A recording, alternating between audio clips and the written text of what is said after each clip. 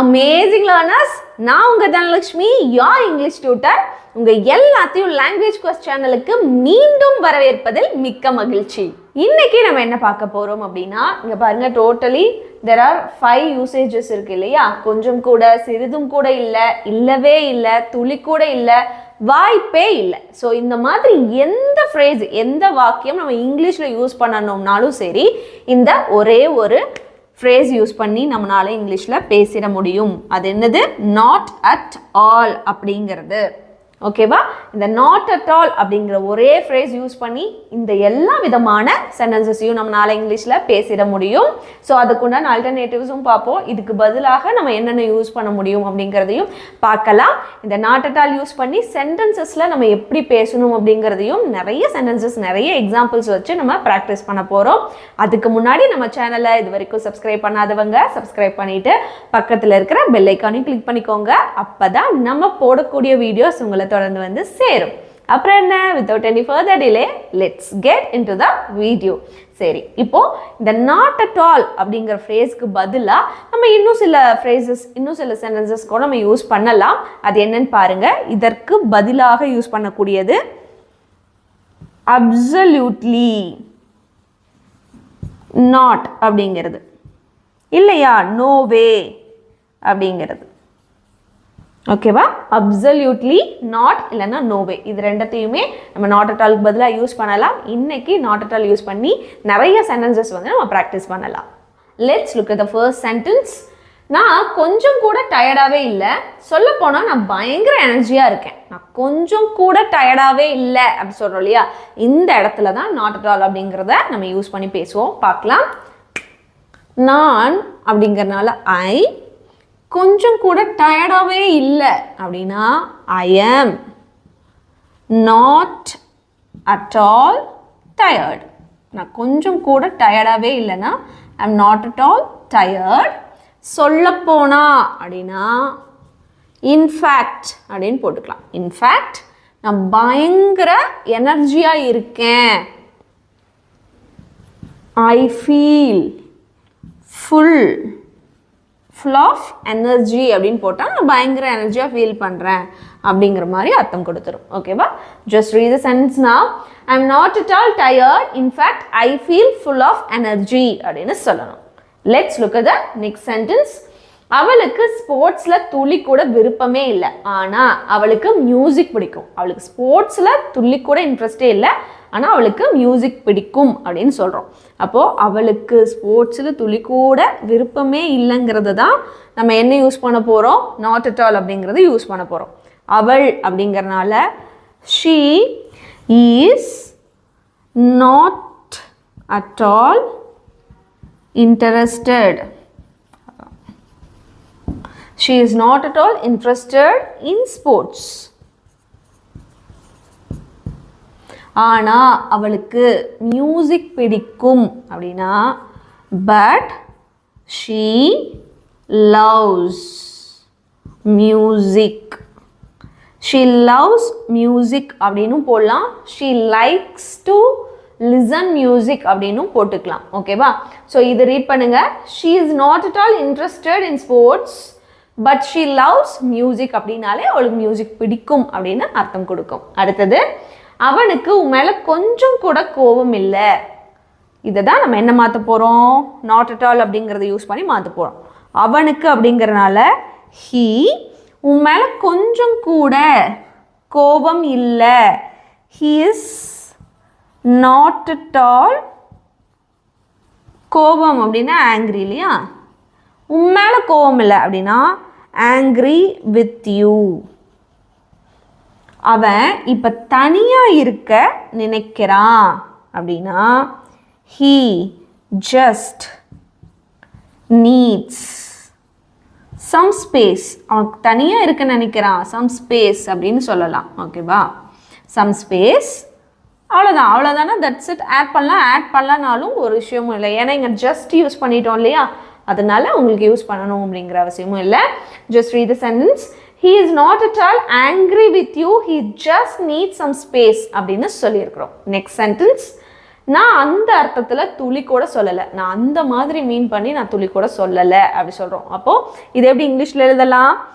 நான் ஐ didn't mean at all. I didn't mean at all அப்படின்னாலே இந்த மீனிங் கொடுத்துரும். ஓகேவா? நான் அந்த அர்த்தத்தில் துளி கூட சொல்லலைன்னா என்ன சொல்லுவோம்? I didn't mean at all அப்படின்னு சொல்லணும். நெக்ஸ்ட் சென்டென்ஸ், எனக்கு கொஞ்சம் கூட பசிக்கலை, இப்போ நான் அப்புறமா சாப்பிட்டுக்கிறேன், எனக்கு கொஞ்சம் கூட எனக்கு பசிக்கலை அப்படின்னு சொல்கிறோம். ஸோ இதை எனக்கு அப்படிங்கிறனால I am அப்படின்னு போட்டுக்கலாம். I am not at all hungry. பசிக்கலை சொல்லும்போது hungry now. I am not at all hungry now. நான் அப்புறமா சாப்பிட்டுக்கிறேன் அப்படின்னா I will eat later அப்படின்னு சொல்லிக்கலாம். ரீட் பண்ணுங்க.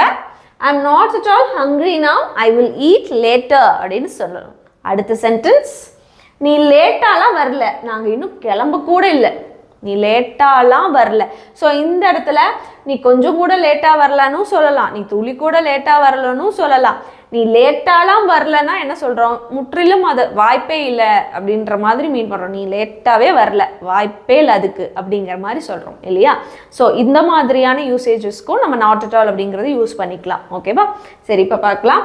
நீ லேட்டாலாம் வரல அப்படின்னா நீ you R not at all late.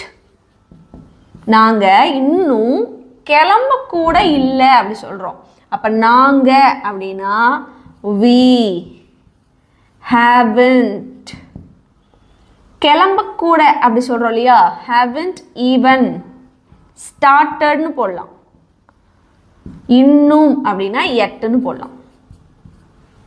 You are not at all late. We haven't even started yet அப்படின்னு சொல்லணும். அடுத்த சென்டென்ஸ், எனக்கு அந்த படம் சுத்தமாக பிடிக்கல, யாரையும் பார்க்கவும் சொல்ல மாட்டேன். எனக்கு அந்த படம் சுத்தமாகவே பிடிக்கல, நான் யாரையும் பார்க்கணும் அப்படின்னு சொல்லவும் மாட்டேன். ஸோ இது எப்படி நம்ம இங்கிலீஷில் பேசலாம் அப்படின்னா, எனக்கு அப்படின்னா I didn't அப்படின்னு போட்டுக்கோங்க. பிடிக்கலை அப்படின்னா நான் பார்த்துட்டேன் ஆல்ரெடி இல்லையா? ஸோ நடந்து முடிஞ்ச விஷயத்தை பேசுகிறதுனால தான் நம்ம didn'tன்றதை நம்ம யூஸ் பண்ணுறோம். அப்போ I didn't பிடிக்கலை, லைக் அந்த படம், லைக் தட் மூவி, சுத்தமாக at all, யாரையும் பார்க்கவும் சொல்ல மாட்டேன் அப்படின்னா லிட்ரலி அதை அப்படியே டிரான்ஸ்லேட் பண்ணாமல் இந்த மாதிரியும் நம்ம சொல்லலாம். எப்படின்னு, I wouldn't recommend it to anyone சொல்லிக்கலாம்.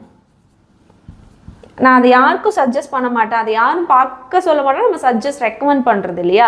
ஸோ இந்த மாதிரியும் நம்ம பேசிக்கலாம். இதை ரீட் பண்ணுங்க. இப்போது I didn't like that movie at all. I wouldn't recommend it to anyone அப்படின்னு சொல்லணும். அடுத்த சென்டென்ஸ், நான் அவன்கிட்ட 2 தடவை கேட்டோம், அவன் எனக்கு கொஞ்சம் கூட ஹெல்ப் பண்ணலை. அவன்கிட்ட நான் 2 தடவை கேட்டோம், எனக்கு ஹெல்ப்பே பண்ணலை அப்படி சொல்கிறோம். ஸோ இதில் ஃபர்ஸ்ட் இதை நம்ம சேஞ்ச் பண்ணணும். அவன் எனக்கு கொஞ்சம் கூட ஹெல்ப் பண்ணலை அப்படின்னா he didn't help me at all. He didn't help me at all. நான் அவன்கிட்ட 2 தடவை கேட்டோம் அப்படின்னா தோ அப்படின்னு போட்டுக்கலாம், இல்லைன்னா ஈவன் தோ போட்டுக்கலாம். சரி, நான் ஈவன் தோவே போடுறேன். ஈவன் தோ I asked, நான் அவன்கிட்ட 2 தடவை கேட்டோம்னு சொல்கிறோம் இல்லையா? I asked him twiceன்னு போடுறது. 2 தடவை சொல்லும்போது twice.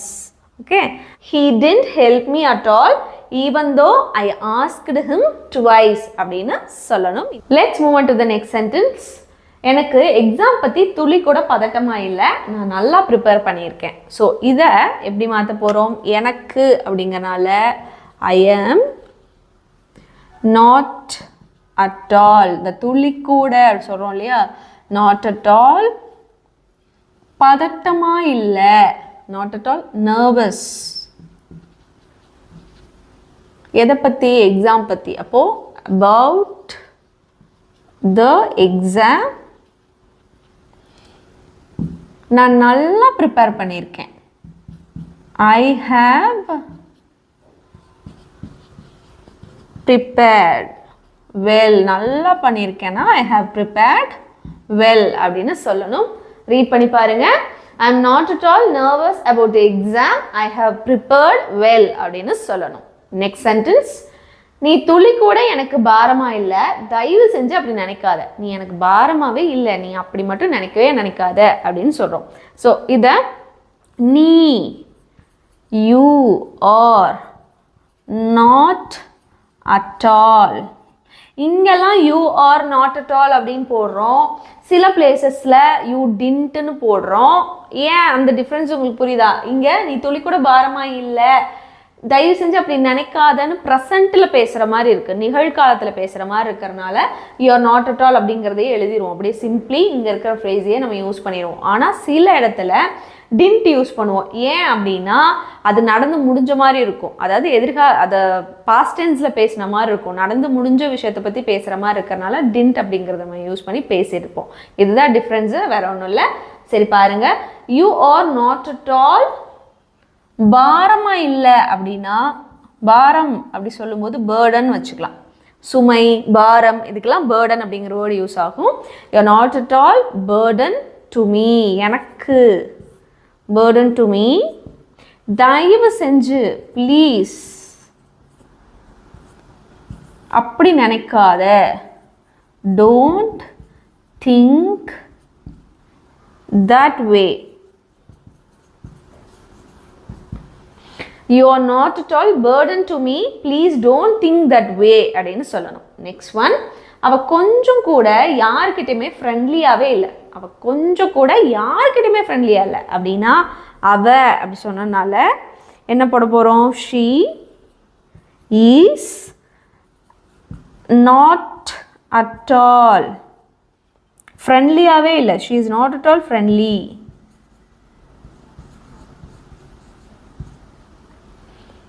யார்கிட்டையுமே அப்படின்னா she is not at all friendly with any ஒன்னு போட்டுக்கலாம்.